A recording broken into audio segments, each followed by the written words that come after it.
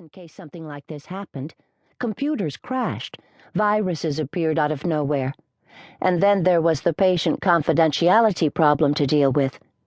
About a year ago, Ted had done a lengthy article on how businesses used outside backup systems just in case something like the fire happened. But if memory served her right, it was mostly small businesses and not medical offices because of the patient-doctor confidentiality thing. In the unlikely event the doctors didn't have outside backup, it might mean they had their own personal software in place if something just like this took place. Julia Webster. Chapter 1. He was a kind man, with kind eyes and ever so professional in his sterile white coat, a stethoscope hanging out of his pocket.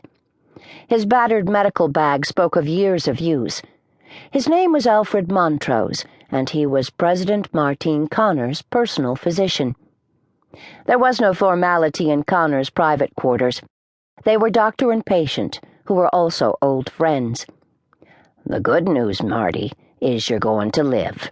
The bad news is you are going to be a lot more miserable than you are right now for the next 3 or 4 days. I don't like that you're running a fever of 103, but it's to be expected when you get the flu. Yes, I know you never get sick, but you're sick now, so suck it up. Lots of chicken soup, gallons of liquids, and bed rest. Let the vice president and your chief of staff take over for a few days. Both seem fairly competent. They are, aren't they?" Montrose asked, a tinge of anxiety in his voice. The president nodded. "Do the media have me dead and buried?" Montrose laughed. "What I heard on the drive over here was that you had taken to your bed with some mysterious ailment. I suppose they'll grill me when I leave here. Half your staff has it, Marty. I know it's springtime, but these things don't really go by the month of the year. They hit when they hit, and when they do, they spread like wildfire. Just because you're the president doesn't mean you are immune to catching a bug or two along the way." "No magic cures," the president croaked. "Nary a one, Madame President, other than a hot toddy. A cup of tea, honey, lemon, and cognac. Easy on the tea and heavy on the cognac. Makes you sweat out all the toxins. I don't usually recommend this because my patients want to go to the drugstore and pay outrageous sums of money for a bottle of pills." The president nodded. "I'll give it a shot. When I was a little girl, my mother used to grease our chests with something called musterol and wrap a warm towel around us. Then she'd string a bag of garlic around our necks. We used to get better right away. At least I think we did." "That's because you weren't able to stand the smell, so in spite of everything you healed yourself. Been there and survived. So, do we understand each other, Marty? Bed rest, liquids, and more bed rest." "Yes, I understand. Thanks, Al." Alfred Montrose looked around as he packed up his medical bag. "Isn't there some way you could make this room more personal?" The president sighed. "I'm just temporary, Al.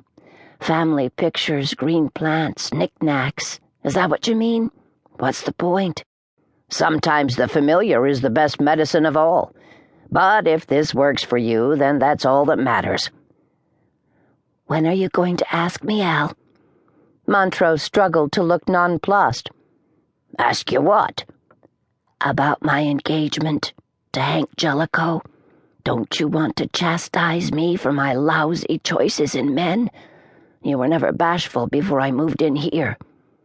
Montrose removed his glasses and slipped them into his pocket. "I assumed your engagement was off. Even I know there are some things that are too personal and private to talk about. You are the president now, Marty, and I didn't want to overstep my boundaries. As for Mr. Jellicoe, how could you know what the man was all about? People tend to let us see only the best side of them, tell us what we want to hear. It's always been that way. We all make poor choices from time to time. They say the trick is to learn from those mistakes." "I guess I didn't read that part of the rule." My track record with men is beyond lousy. It would appear I don't